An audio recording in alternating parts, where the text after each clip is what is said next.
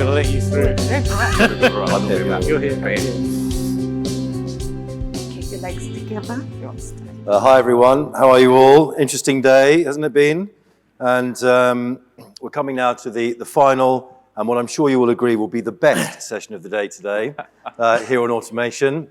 We've heard a lot of very interesting discussions today around the talent drain, around the changes in personalization. Excellent presentation from our colleague at Hilton there about ways to communicate and use different connectivity in creative ways. Lots of things to reflect on as we come out of the pandemic. Love the QR discussion from our colleague at Amadeus earlier on as well. And as we think about automation and what it means for us in our industry, and particularly in revenue, it's worth reflecting a little bit on some of the developments that we've seen and where we are. Now, I'm a sales tart. I'm here for my looks, not my brains. So I refer back to an earlier presentation from HTR earlier this year, who defined automation this way. They said automation refers to anything, a technology, process, or procedure that exists to reduce or eliminate inputs while maintaining outputs. Now that sounds a little bit doublespeak. What it really says is that it performs tasks that could previously have been done by people. Now what's happened is, as Puneet's about to tell us, I think, is that as artificial intelligence has advanced, automation has also gone into autonomous decision-making, doing things that humans were never intended to do. So we can think about things like forecasting demand and setting rates, complex movements of pricing or analysis or data. These are all things that have now become automated that we would never necessarily have expected a manual task to do before. But still, while this is going on, we also see automation coming in other areas, whether it's in washing sheets, whether it's in ordering blank key cards, whether it's in personalized messages for VIPs, answering complaints on a website, sending out marketing communications. There is a long list of areas where automation has come into our lives. So to discuss this and some other items and to perhaps elaborate on some of our hopes and fears for automation, I'm joined by this, frankly, slightly intimidating but powerhouse panel of experts next to me. I'm going to sit down, be a little less quiet now, and to talk through them. Sorry, that was the mic, not my mic. So just to say, let's start with a question. I'm going to start with you, Puneet. Sure. Since you're the furthest away from me. I'm on the train ride. We actually had more discussion on this panel about the order of the seating than the questions. So we're talking today about automation, but of course, as we just discussed, this can mean... Ooh, on the mic. Oh, sorry. Hi. I've got such a loud voice I don't even notice. We're talking today about automation, but of course this can mean many things in our current environment. I know you're currently very engaged in an artificial intelligence a qualification. I had understood earlier on that you were becoming an artificial intelligence, but I don't think that's true. But anyway, talk us through a little bit. I wish I could engage it to write my thesis in paper. What does automation mean for you, Puneet? Well, I agree with that definition. You know, anything which is repetitive that can be eliminated through machines or through use of any kind of technology, I think that's a pretty good definition of automation. In my opinion, I am a firm believer. So there are two schools of thoughts when it comes to automation. One school of thought believes that it's all nonsense. Not everything can be automated and nothing can be made to function human-like. And there's a second school of thought which believes, no, anything that can mimic our cognitive behavior is artificially intelligent, right? So there are two schools of thoughts. I believe the other way, that everything can be automated. However, I'll give you a good example. You know, so during the pandemic, I don't know how many of you took the cruise to nowhere. Did anyone do that? Okay, you did that? Okay, great.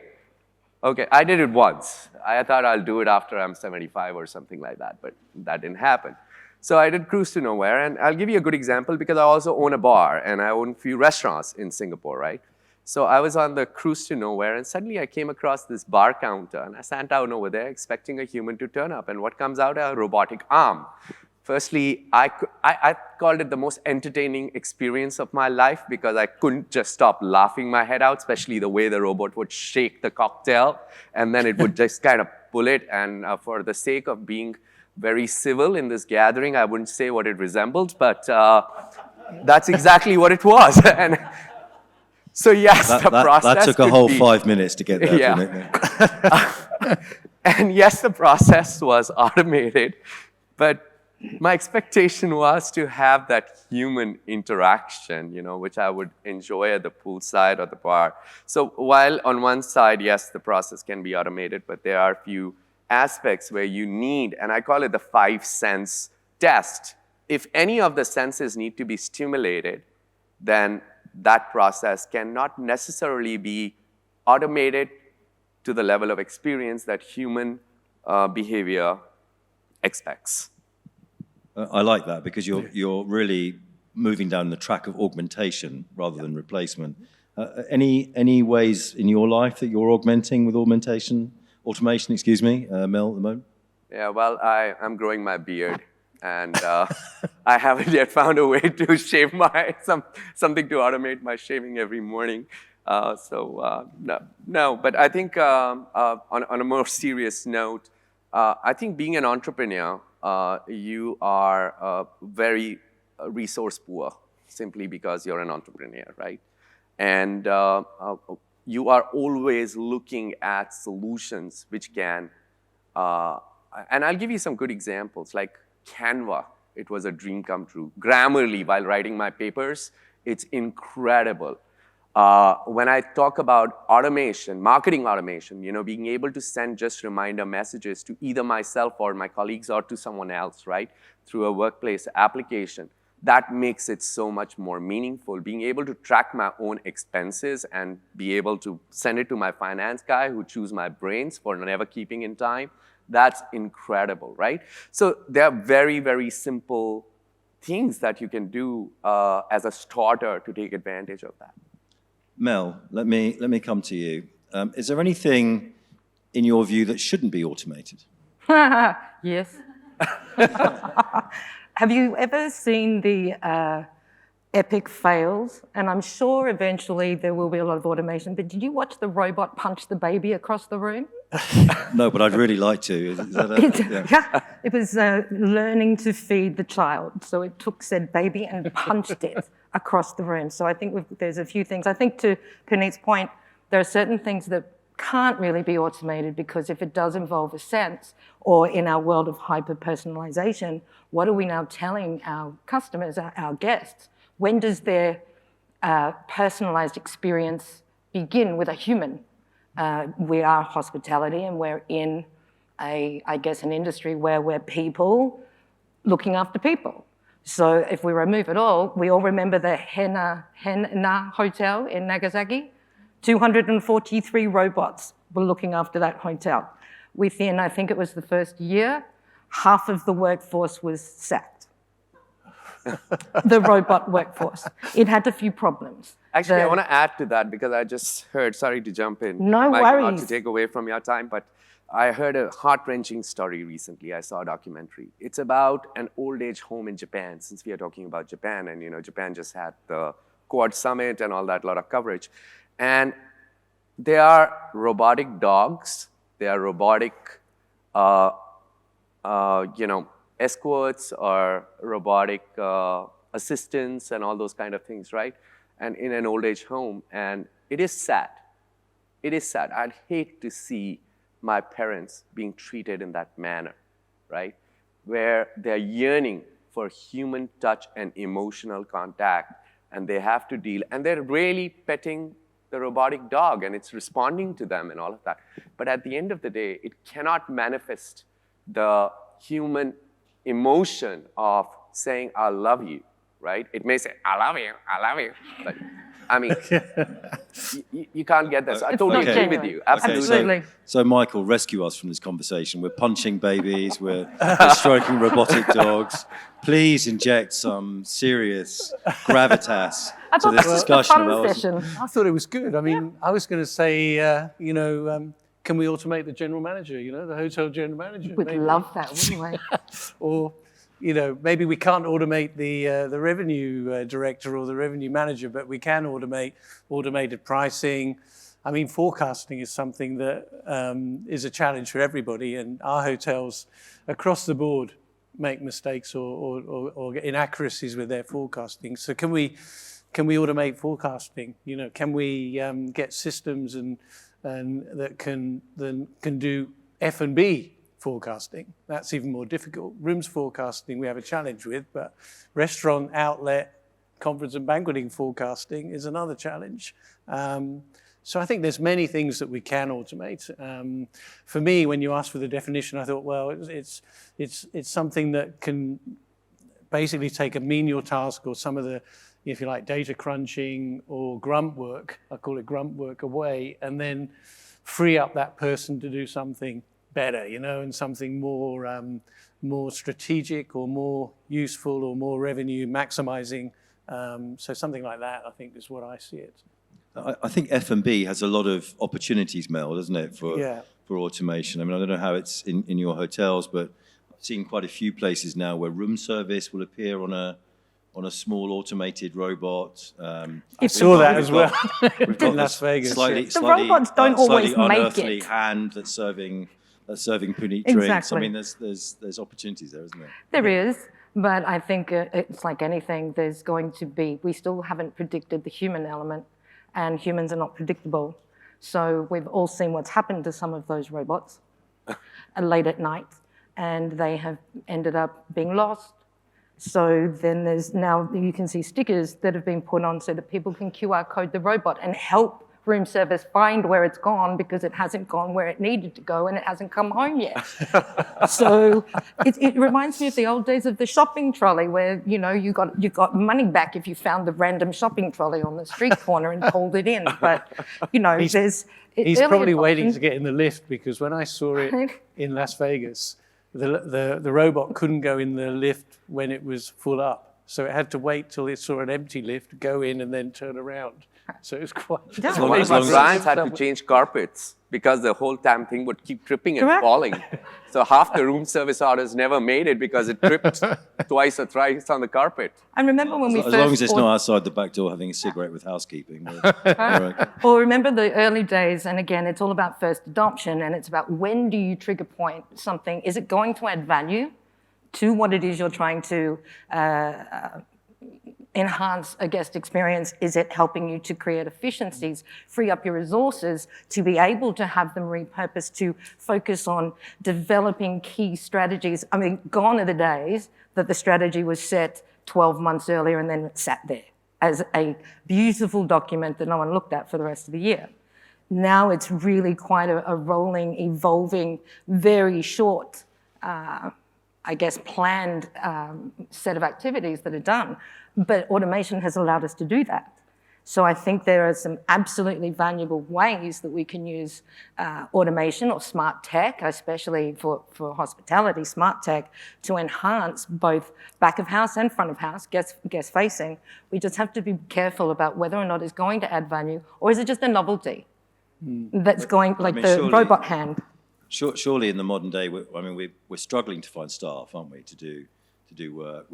We've had mass layoffs across our industry in central functions. I think it was just described very well there, and also in operational functions.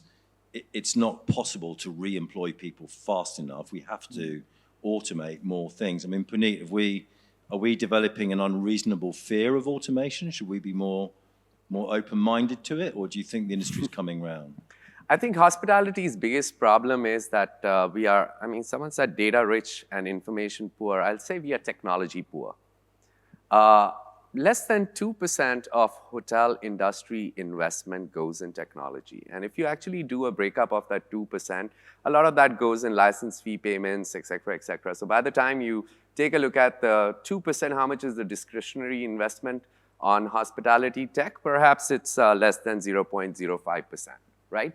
Now, with that kind of investment, you can't make transformative changes to your operation, right? So we work with a couple of hotel companies where we said, okay, let's break down your entire process flow. And we broke down into two aspects: customer interfacing processes and non-customer interfacing processes. Underneath that, we broke it down into what are routine activities, what are non-routine activities, what are the ones which required cognitive aspects and which are the ones which require more aspects of creativity and talent. For example, like if you want to design a particular guest experience curated, personalized to a honeymoon couple, perhaps you can't get automation in over there, right? So once you break that process down, I think we came up with almost 120 different elements. Out of that, to our best understanding and evidence, you could automate at least 85 of them pretty comprehensively. The next question was, oh, but there's no technology for that. Wrong. May not be in hospitality, but the same task is being done in manufacturing, or the same task is being done in hospital or medicine. In fact, medical science is the one which has taken to automation. I mean, I'm talking about McCarthy, who's the father of artificial intelligence.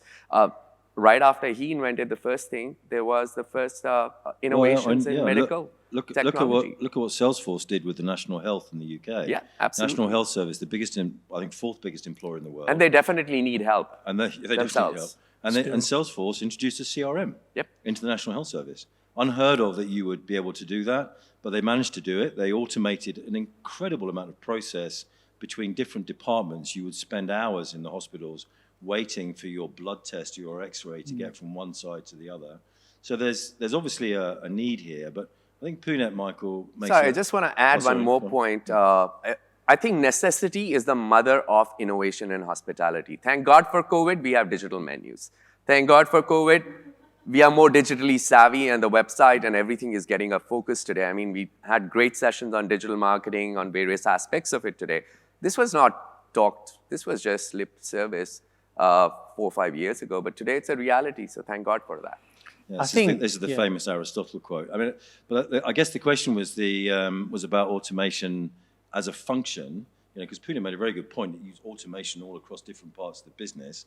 Is this something that hotel companies need to look at as a thing in itself? You should have an automation VP or czar or something who's working on this? Yes, and we do. I mean, I know digitalization has become the buzzword in the last 2 years or 3 years, but actually we started doing that 10 years ago or longer, different processes. I agree with what you're saying, that technology adoption in the hotel industry has been slow, and we're behind a lot of other industries. And I think there's a lot of focus on it now, and we have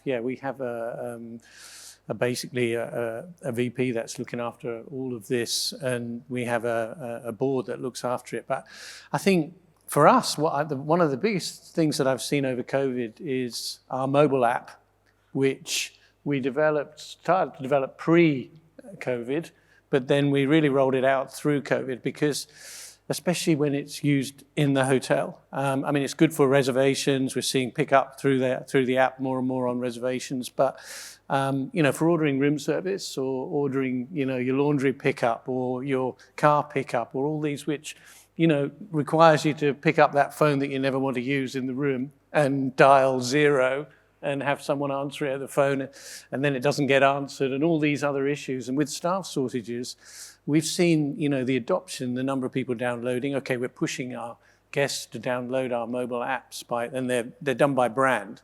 But being able to check in to your room, choose your room type, check in, use it for your door key, all these things. I think this is one of the really practical things that everybody should adopt. And then if it's linked to your loyalty program, which ours is, the Discovery Loyalty Program, then you can put the preferences in there. Everything is now starting to work together. So for me, I think the biggest step forward that we've seen is having our mobile app. Well, it's very interesting that there's almost like a contradiction in terms here, Mel, isn't there? Because we often talk about personalization. And, I'm old enough to remember being brought up that personalization was about service. Right? We would talk about personalized service. Yet here we're really talking about automation as an enabler of personalization. How do you juggle, Mel, those things in your environment? I think it's still back to the original thing of, I agree with what you both said about the fact that we've had to escalate some of our investments and changing all the innovations that we're doing, so that we're also ready for when, because we can see the adoption rate by consumers has really ramped up. And as an industry, even if we're looking at airlines, et cetera, they've been the ones, even if you think about revenue management, they were the ones 20 years ago, 30 years ago, that first trained the general public on dynamic pricing, that there wasn't one fixed fare for anything. So through the entire industry, because we're all coming together around the same time to launch a lot of these innovations, you can see the adoption by guests as being extremely quick, which is good, and it's something that we've needed. Otherwise, all of this investment that we've done is not going to pay off very quickly. I mean, I remember the first time I remember telling a hotel chain that they were going to get rid of their room service directory menus and that whole hotel directory that got printed every year. Yeah, they were horrified. I said, don't you think it's faster and easier? Stick it on a TV screen. You can change it then. But I do think that with automation, and I'm probably speaking more to technology, it still goes back to the basic, because not everyone has a lot of asset or money to invest in all of the technology pieces. You've got hotels that are also, as was alluded to earlier in one of the sessions, legacy systems. They were built in the 80s. And I remember how many times we'd invested money moving from Cat 3 cable, oh yeah, it's Cat 3, well then went to Cat 4, but we hadn't finished installing Cat 3 yet, but now we're up to Cat 4. Then I went, is there gonna be any more? Because we need to start again. And they said, no, that's it. Get halfway through it, what is it? Cat 5. I went, okay, so there's gonna be a 6, and maybe we should just wait. Then we didn't have any at all, we just stuck discs on the roof. It's true, isn't it, that, I started in the 80s as well in hotels, and I remember that hotel back offices used to resemble a bit that Monty Python sketch in the hospital where the administrator comes in, he says, where's the machine that goes ping? It was that kind of thing, wasn't it? But I mean, we talked a bit earlier on today about attribution as well, Puneet. I'm quite interested here in your. So one of the great opportunities for revenue now for hotels as we come out of this is there's going to be a limit on what we can do with rate, but there is almost no limit to what we can do with attribution. And if you link it to personalization of the offer, then it really becomes very interesting. Automation is key to that, isn't it, surely? Absolutely. I mean, but let me just set the context here. Machine learning. 2 years prior, if someone asked me what was machine learning, what was artificial intelligence, I'll be confused to explain, but now I'm a little more wisdom with a halo on my head.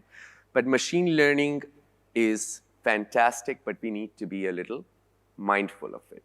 The reason for that is that machine learning science is also learning at the moment, right? So they meddle with, at the end of the day, it's combining a lot of data processing with mathematical algorithms and choosing the best algorithm that can be applied to have a predictive view of the future in very simple language, right? That's what it is. And unfortunately, AI by itself has gone through several winters where there was a huge buzzword, and then for the next 6-7 years, no one spoke about it. And then again, the same thing, and no one spoke about it. So while a lot of this can be automated, it can be put on remote control, but it requires a serious thought on your data architecture, how you're capturing that data, to what granularity you're capturing that data, how you're defining that data, and what kind of buckets you're creating. So sometimes, when I go to hotels and I take a look, I can't forecast by each room type. Yes, you can't, because you don't have enough data for the machine learning algorithm to be able to process. It's not getting enough instances of repetitive occurrences to be able to scale it to a level where it says, okay, this is what I can predict with an accuracy of 98% and so on. So while it can be all automated, but it still requires human thought, human understanding, ingenuity on how data can be really leveraged to get the machine to start behaving in a manner that you expect it to. Yeah, I think you're talking about controlled automation, which is something that we absolutely believe in. We have a customer, Citizen M, I think was referred to earlier on. They have a very interesting view of this. Their view is that they use extensive amounts of automation, but the automation should be invisible to the customer as part of the service offering, so that the service offering the customer perceives as a human one, but behind it are vast amounts of automated process so that things happen in an efficient way and a cost-effective way and a quick way. And I think that mixture of human and AI or automation is significant and key in this, isn't it? Michael, is there any limits to this, do you think? Is there going to be a moment where we say enough, or do you think we can, where do you think this can go in the long term? I don't think there are limits. I think it's just how we roll it out across the hotels, and there's always going to be personal touch and the human interaction that's going to be needed, to deliver or to sell or to promote certain services or whatever it could be. But when I look at what we're doing with our CRM and with the app, and our data, we've got data analysts. That's another thing maybe we could automate, but because they're not easy to find and they're expensive. But I've got a team of data analysts, and we're looking at how can we sell more to people in advance. Like spa, wellness programs, even restaurant bookings. All this kind of stuff, because people are giving you their data. You've got their preferences. If you can use it, then to send them, offers before they arrive or shortly after they've booked. May not necessarily at the time of booking, but because that might be just, the moment they want to just book the room or everything else. But then if you can time it right, and there's a good argument about when that timing is it 1 week later, a few days later, or is it just a week before they arrive? Then there's a lot of opportunity to drive more revenue and to lock people into doing experiences and spending money within your resort or within your hotel. But then you still need, I think, a personal touch when you arrive. And the more luxury the property or the brand, the more that personal touch is required to make that guest feel like they're really getting, the experience or the value. Whereas I think the lower down the chain, then it's a transaction, and you're happy just to check it, do your online check-in or on your app, go in, get your room, sleep the night, and go. So it's a really good point. Mel, I know that we share some similar experiences with general managers in different networks. Right now, we, as a cloud-based revenue management application that we are, we have some convincing to do sometimes with general managers to help them understand the value of what we're doing and why we're doing it. And this sounds like another area where, a very traditional GM who's gone through 25, 30, 35 years of running a service-driven operation in their business is going to take some convincing that chunks of that operation can be automated. How do you address that in your teams? There's a few ways you could do that. One with a big stick. Apart from the big stick and the pistol. I think it's really about education. It's like anything. The first thing you're going to do is put your head in the sand if it's something you don't understand.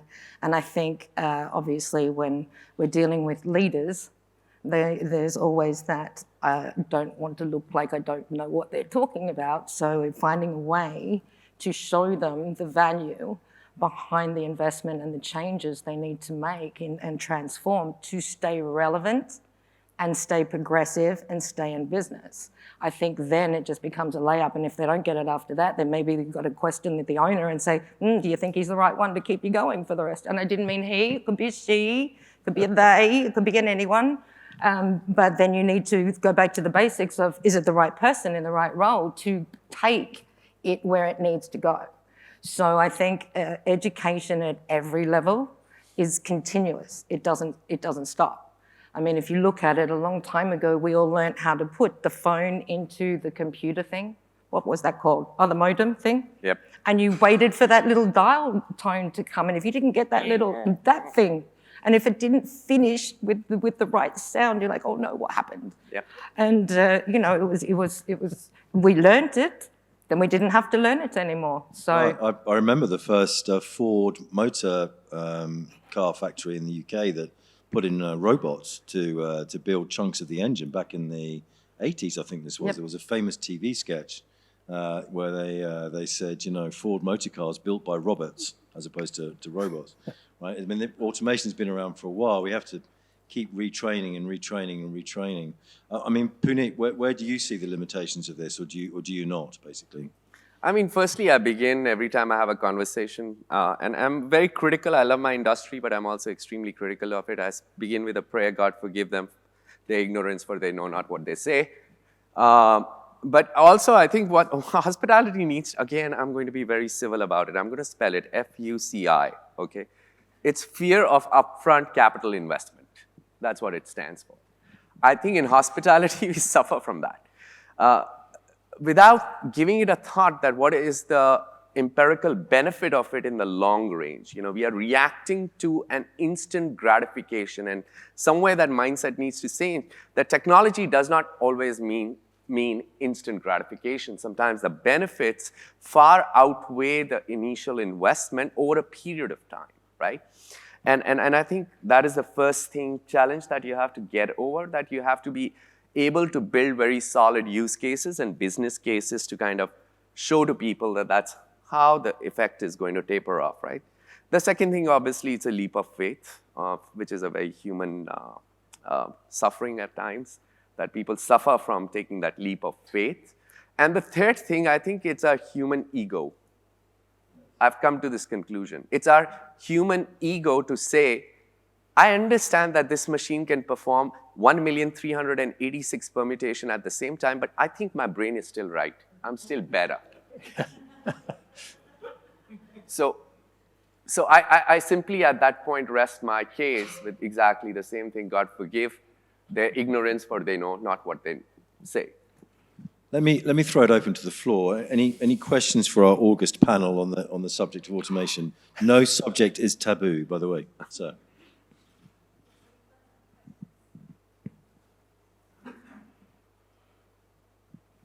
Sorry, I think like half the mics. So are we too stubborn in our industry for automation, for example?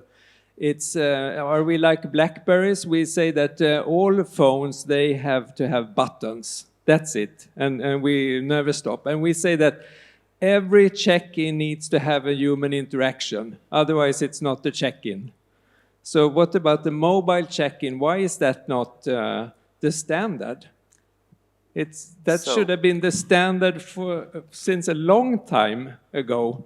And then if you want the human interaction, then you go to someone in the reception. But now, have you ever thought about the check-in process? That's the worst thing that ever happened to the industry. And it's been the same for 100 years or longer.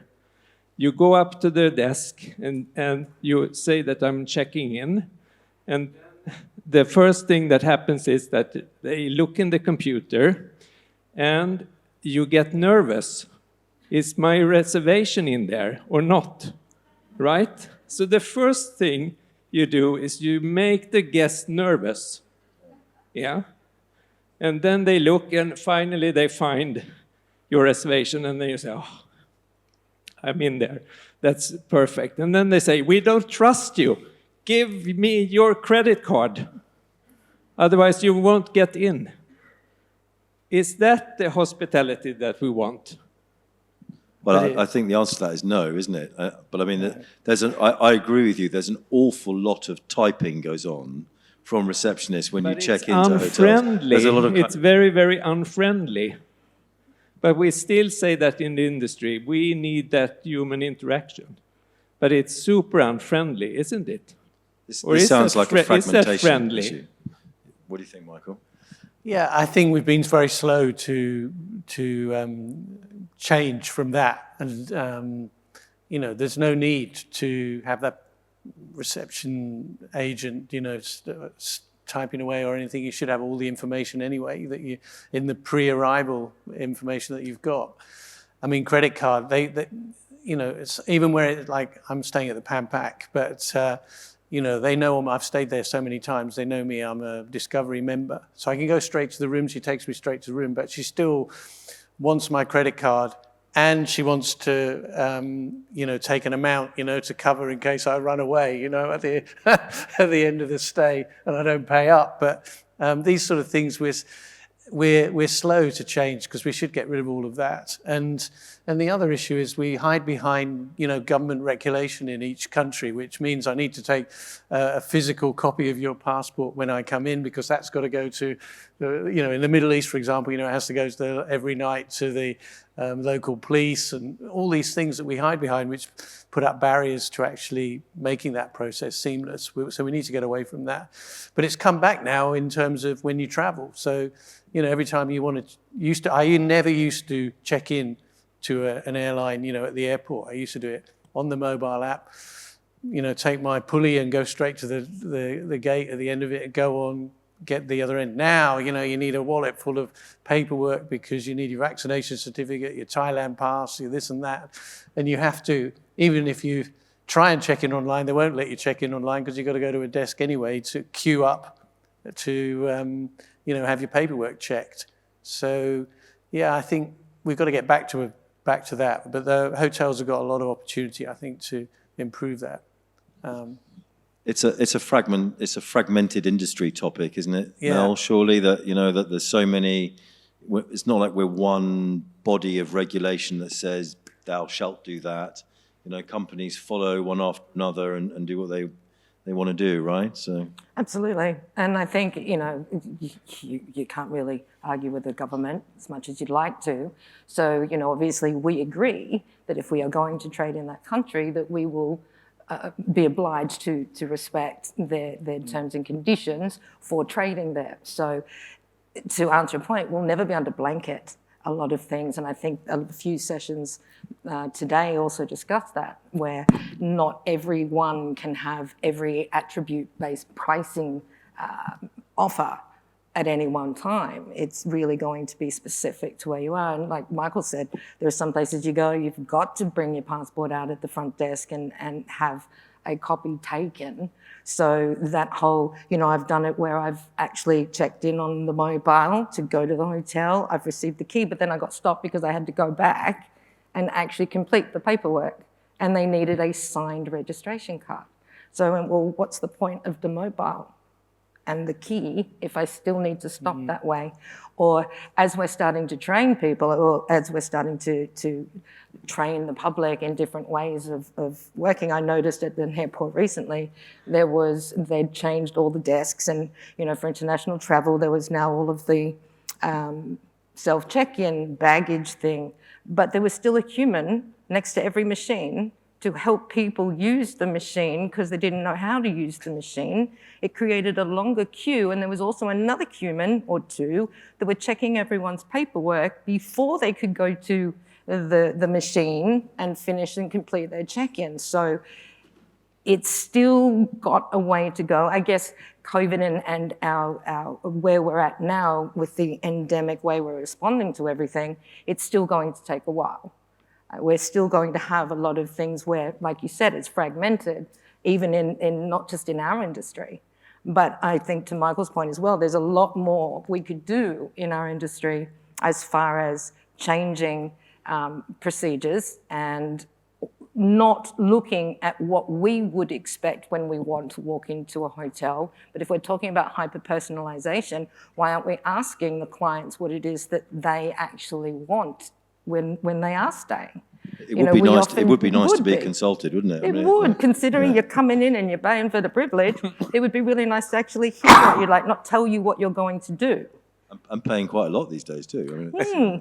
Well, yeah. We're nearly out of time. Puneet, why don't you take us home with some closing thoughts for our audience on this subject? Be calm, and AI is coming. No, I think it's about time, and I think if people haven't learned their lesson after last 2 years and what's happening with the resource crunch across the globe at the moment, then they need a very, very harsh wake-up call. Automation is the way for the future. It is the way to boost your profitability. It's the way to improve your efficiency. Can everything across hospitality sector be automated? Theoretically, yes. Practically, no. So invest time, be thoughtful, be mindful. Don't do a half-hash job, right? go through your entire process cycle, prioritize the areas that have which are the lowest hanging fruit, which are the areas that will have the biggest impact, either in terms of improving your efficiency and productivity, 2, can replace some bit of the pressure on the human component that is required, or 3, really make a difference to your top line revenues, but ultimately deliver greater profitability. So I think if hotel companies start thinking more strategically in that direction, whether you are independents, actually independents do a much better job than chains at times, then I think you can really be a fantastic returns, benefits, and all the great things that come with automation. Well, and with that thought of increased profitability, I'd like to thank our panel, Michael, Mel, Puneet. Thank you for this excellent session. Well done. Keep calm. Automate everything. Or not. Okay. Thank you so much, ladies and gentlemen. That was really good. I hope you enjoyed that.